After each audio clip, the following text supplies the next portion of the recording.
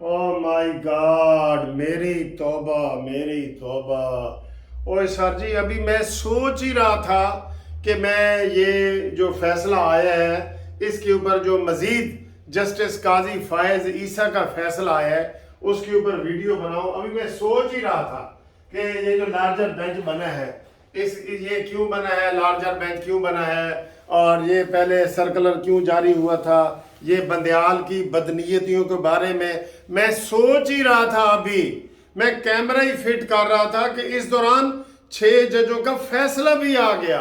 सिर्फ 5 मिनट, ये 5 मिनट में 6 जजों ने फैसला सुना दिया। सुभान अल्लाह कहो सारे, सुभान अल्लाह कहो।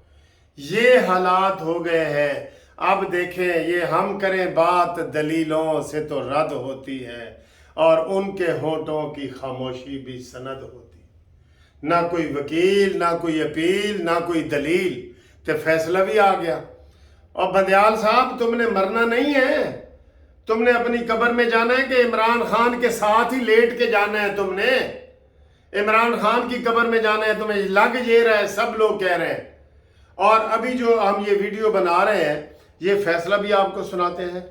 और जो दानिश्वरों के आ रहे हैं कि चंद घंटे बड़े अहम है, ओए ओए ओए ओए, क्या हो सकता है? कुछ भी हो सकता है। मैं आपको ये बता रहा हूँ, आगे बताता हूँ कि क्या हो रहा हूँ। पहले मैं बेंच की तो तफसीलात आपको बता दूँ। कल वफाकी काबीना का ये इजलास हुआ, जिसमें उन्होंने कहा जी कि जो काजी फायज ईसा ने रजिस्ट्रार सुप्रीम कोर्ट को कहा है कि तुम यहाँ से चले जाओ, और तुम्हारा ये हक नहीं कि 3 जजों के बेंच के फैसले को एक ख़त के ज़रिए ख़त्म कर दो। ये नई रवायात आ रही है ना, अजीबो गरीब किस्म की, ठीक है। लुगिया मसीता ते गालड़ इमाम, ये लबो इस मुहावरे का मतलब ये हो रहा है। लुगिया मसीता ते गालड़ इमाम, ये इस तरह का इमाम बना हुआ है। अता बंदयाल जो है ना, ये इस तरह का बंदयाल है। ते गो नु मिली गो, जेईओ ते जेईओ, जिस तरह का बेंच बना है उसी तरह के फैसले होने हैं ना। ये जो फैसला अभी अता बंदयाल साहब के बेंच ने किया है इलेक्शन का, ये 22 करोड़ अवाम को पहले ही पता था। माशाल्लाह, अंदाजा करें, 22 करोड़ अवाम को पहले ही पता था कि यह फैसला आना है, एने जजें का 03 का आना है। तो इससे आप अंदाजा कर लें कि क्या हमारी अदलिया क्या कर रही है। ये अदलिया पिछली सारी अदलियों को क्रॉस कर गई है। मौलवी तमीजुद्दीन वाला केस हो, जस्टिस इरशाद वाला हो, सजाद अली शाह वाला हो, सब क्रॉस कर गई हैं, सब। ये आप इससे आप अंदाजा कर लें, ठीक है।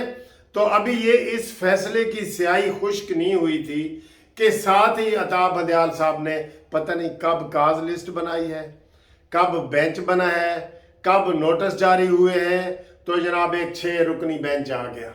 तमाशे देखें, जल्दी में ऐसे ही गलतियां होती हैं बेटा। जो जल्दी में छक्के मारते हैं ना, वो कैच आउट नहीं होते, वो क्लीन बोल्ड होते हैं, क्लीन बोल्ड। अता बंदयाल साहब, तुमने ऐसे ही क्लीन बोल्ड होना है, क्लीन बोल्ड होना है तुमने।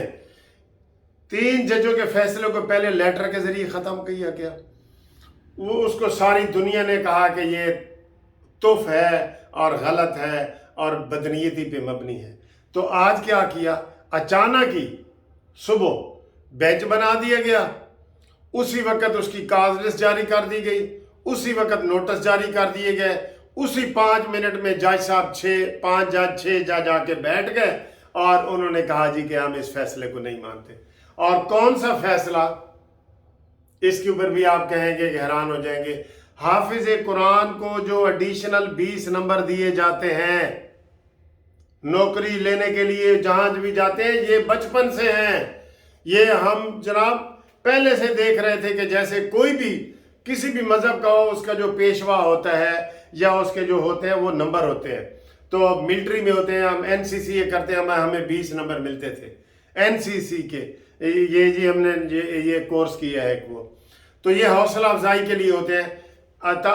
जो बंदयाल, ये काजी फायज ईसा ने फैसला किया था कि जो हाफिज कुरान है उसके जितने भी नंबर बनेंगे ना, एक हिफज करने के उसको 20 नंबर फालतू दिए जाएंगे।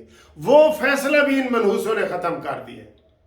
अंदाज़ा करें आप, इससे आप अंदाज़ा करें। अभी जो इजाजुल हसन है, जिसको कि बेंच, किसी बेंच में नहीं होना चाहिए, جو نواز شریف کا ذاتی دشمن بن کے اقامہ والے کیس میں فیصلہ اس نے کروایا ہے، اس نے یہ جو 20 نمبر حافظ قرآن والا فیصلہ تھا قاضی فائز عیسیٰ کا، وہ بھی ختم کر دیا ہے۔ اور کیسے کی ہے؟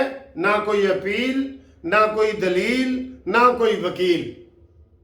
اس سے آپ اندازہ کر لیں کہ یہ کس طرح کے فیصلے کر رہی ہے بندیال کورٹ۔